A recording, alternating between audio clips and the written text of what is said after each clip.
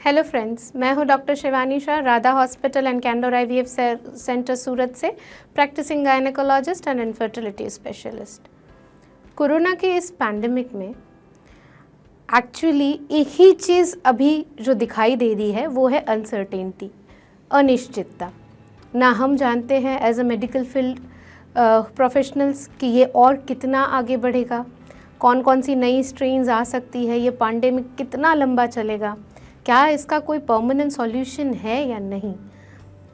At present including common person, health care professional, scientist, politicians, सब लोग एक ही जगह अटके हैं अनसर्टेनिटी पे, अनिश्चितता पे।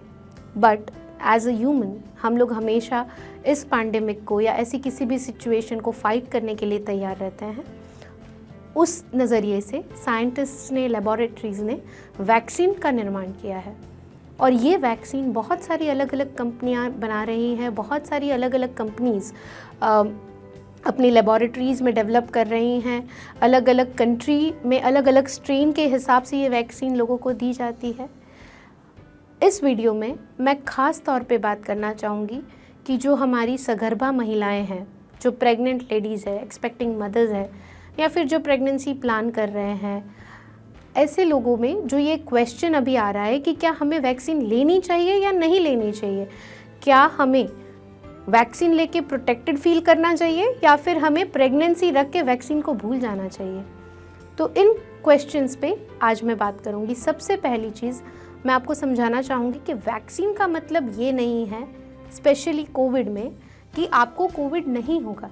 वैक्सीन का मतलब ये है कि कोविड के अगेंस्ट आपकी बॉडी में रोग प्रतिकारक शक्ति को बढ़ाया जाएगा, जिससे अगर आपको कोविड इन्फेक्शन लगे भी तो भी उसकी सिवियरिटी ना हो, उसकी उतनी ज़्यादा मॉर्बिडिटी या मोर्टालिटी ना हो।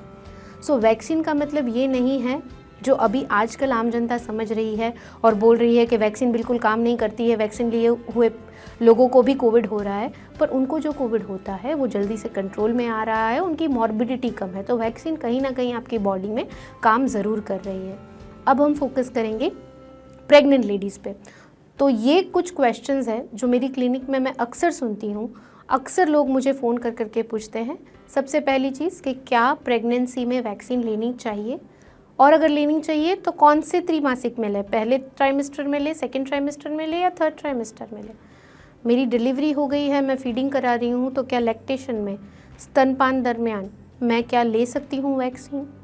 तीसरा, हम प्रेगनेंसी प्लानिंग के फेज़ में हैं, तो जैसे रुबेला की वैक्सीन लेने को डॉक्टर्स कहते हैं 3 महीने पहले, वैसे क्या कोविड के अगेंस्ट की वैक्सीन हमें लेके 3 महीने बाद प्रेगनेंसी प्लानिंग करनी चाहिए।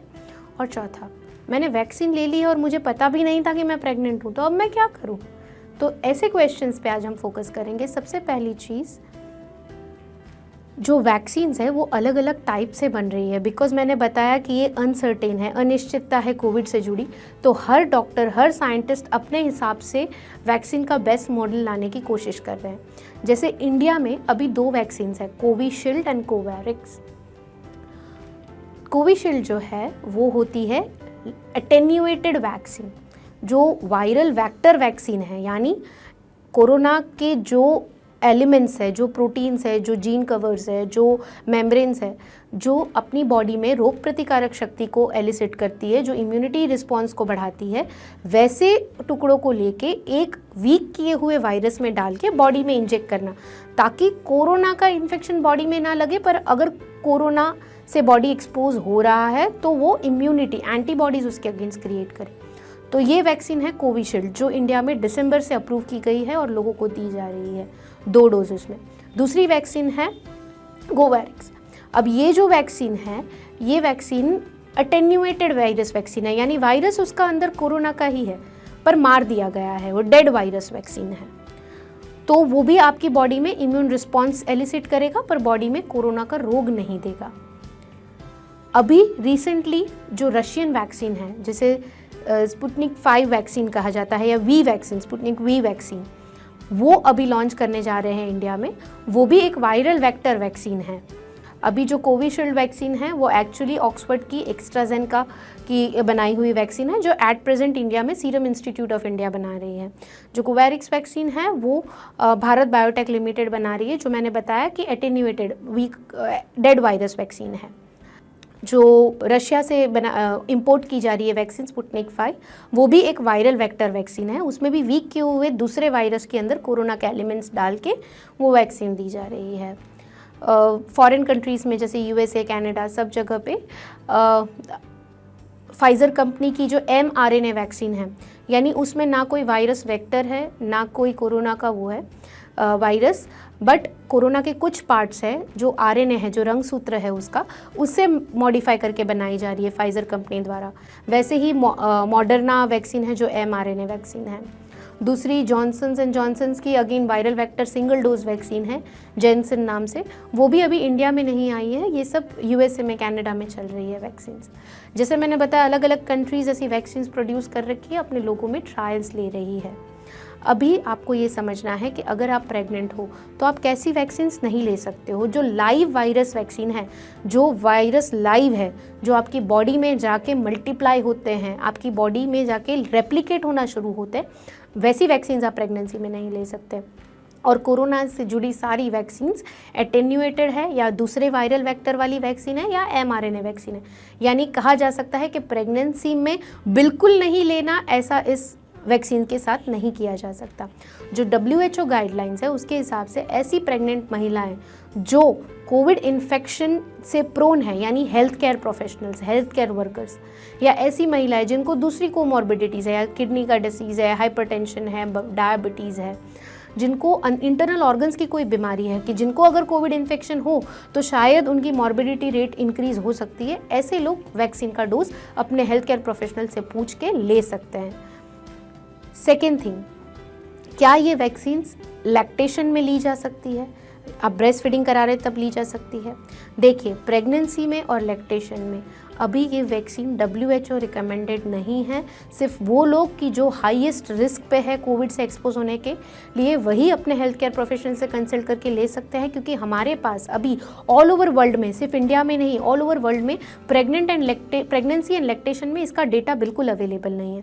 तो कोई भी डॉक्टर या साइंटिस्ट या एक लेबॉरेटरी ये स्टैम्प नहीं कर सकती है कि इस वैक्सीन से कोई साइड इफ़ेक्ट नहीं है। हाँ, पर जितने लोगों ने ली है, जितने प्रेग्नेंट लेडीज़ ने ली है, जितनी लैक्टेटिंग मदर्स ने ली है, उनको कोई मेजर साइड इफ़ेक्ट या मेजर रिएक्शन देखने में नहीं आया है अभी तक। पर सैम्पल साइज़ बहुत छोटी है हमारे पास, तो अभी इस कंक्लूजन में आने में देर लगेगी। तो सलाह ये रहती है कि हो सके वहाँ तक आप न ले, और अगर आपको हेल्थ केयर प्रोफेशनल है या हाई रिस्क है आपको, तो अपने डॉक्टर से कंसल्ट करने के बाद लीजिए। इसमें क्लियर आंसर नहीं है कि आपको लेनी ही चाहिए या आपको नहीं लेनी चाहिए। पर्टिकुलर केस को डॉक्टर आइडेंटिफाई करता है, स्टडी करता है, उसके बाद ही एडवाइस करता है, और डॉक्टर की एडवाइस पे ही प्रेग्नेंट लेडी या लैक्टेटिंग मदर ले सकती है। तीसरी चीज़ कि क्या हम प्लानिंग फेज़ में हैं तो हम ले सकते हैं या नहीं। अगर आप प्लानिंग फेज़ में हो तो ये वैक्सीन का, जैसे मैंने बताया, लाइव वायरस वैक्सीन नहीं है, आपकी बॉडी में जाके रेप्लिकेट नहीं होगी। और अगर आप हेल्थ केयर प्रोफेशनल में हो या फिर आपको कोई कोमॉर्बिडिटी है, तो जो गाइडलाइंस है उस हिसाब से आप ले सकते हो। जैसे इंडिया में पहले था कि 45 के ऊपर के लोगों को ही लेनी है, अभी जैसे वो 18+ में अलाउ कर रहे हैं, तो आपकी पर्टिकुलर कंडीशन को देख के आपकी प्रायोरिटी लिस्ट डिसाइड करके आपको दी जाएगी। वैक्सीन लेने के बाद ऐसा नहीं है कि 3 महीना तक आपको प्लानिंग नहीं करना है, आप अपना प्लानिंग फेज़ भी शुरू रख सकते हैं, पर कोई डेटा अवेलेबल अभी नहीं है। तो आपको ऐसे ही कंसिडर किया जाएगा उस केस में कि आपको प्रायोरिटी के हिसाब से 18+ हो या नहीं, आपको कोई कोमॉर्बिडिटी है या नहीं, उसी हिसाब से दिया जाएगा। ये नहीं ध्यान में रखा जाएगा कि आप प्रेगनेंसी प्लान कर रहे हो या नहीं कर रहे हो। फोर्थ थिंग कि अगर आपने वैक्सीन ले ली है और आप उसी महीने प्रेग्नेंट हो गए और आपको पता भी नहीं था, तो चिंता करने की ज़रूरत नहीं है।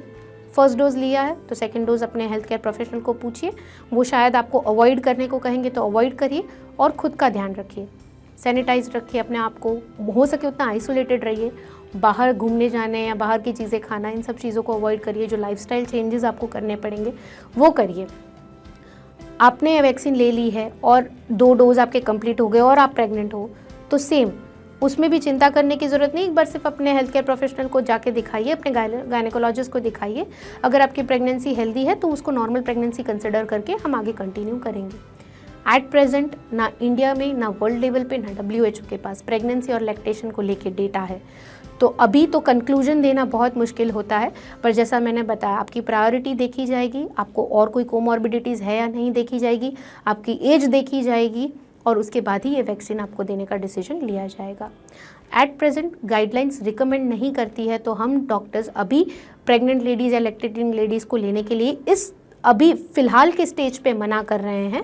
और अगर हमको लगता है कि ये हेल्थ केयर प्रोफेशनल है और उनको कोविड का ज़्यादा रिस्क है तो ही हम देते हैं। इस अनसर्टेनिटी में एक ही चीज़ आप हेल्प कर सकते हो खुद को और वर्ल्ड को, कि हो सके उतना आइसोलेशन में रहिए, ज़्यादा घर से बाहर न निकलिए, बिना काम काज घर से बाहर जाना प्लीज़, जो प्रेग्नेंट लेडीज़ है या जो एक्सपेक्टिंग मदर्स है या जो प्लानिंग मदर्स है वो अवॉइड कीजिए। जितना हो सके अपने आप को सैनिटाइज़ कीजिए। और जब तक हम इस अनसर्टेनिटी के चक्कर से बाहर नहीं निकलते हैं तब तक stay safe, stay at home and practice the sanitization things which are described by your doctors, prescribed by your doctors. And जो जागरूकता है वैक्सीन को लेके, इसको और आगे बढ़ाई। तो मेरे इस वीडियो को सबसे ज़्यादा लाइक करें, शेयर करें, सब्सक्राइब करें। और कोई चीज़ आप जानना चाहते हो वैक्सीन को लेके तो नीचे के कमेंट बॉक्स में ज़रूर से लिखिए। Thank you.